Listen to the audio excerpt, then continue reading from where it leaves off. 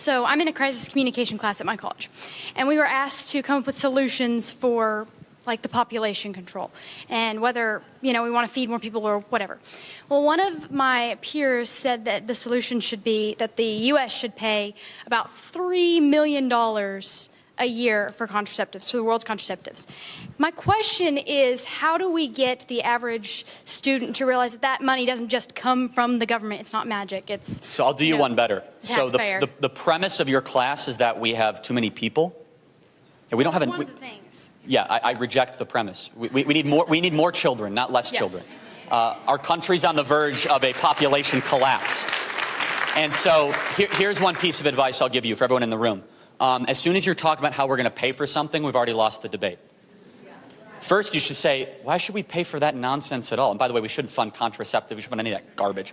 But back to what you're saying. So this is basically you're being taught earth worship, okay? And that's what's being taught in most schools, which is somehow we must put the earth above the well-being of human beings. Remember, we have a pro-human agenda, right? Now, we shouldn't abuse the earth. We shouldn't pollute the rivers or the lakes. But always we should have a belief in human supremacy. I know that's like a weird thing to say, but that's basically where this conversation goes right now. I believe human beings are image bearers. You're made in the image of God. Every life is a gift, should be preserved and protected. We have 1 million abortions a year every single year. And I believe if you can't get that issue right, then look at all the other issues you screw up beyond that. But also, this is something that happens in the academy far too often, which is we have too many people, we need to get rid of population. I'm going to make a prediction that's the opposite. In 30 years, we're going to see declining population like you've never seen before. We're already seeing it here in America. So in the last year, you have a lot of people at home, people spending time locked down. You'd say, oh, birth rate's going to go up. It's a dramatic decrease like we've never seen before. Why?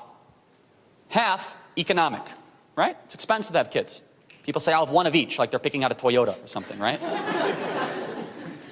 The other is that if you don't believe that children are necessary to be fruitful and multiply, to replicate your values and replicate yourself, why have children?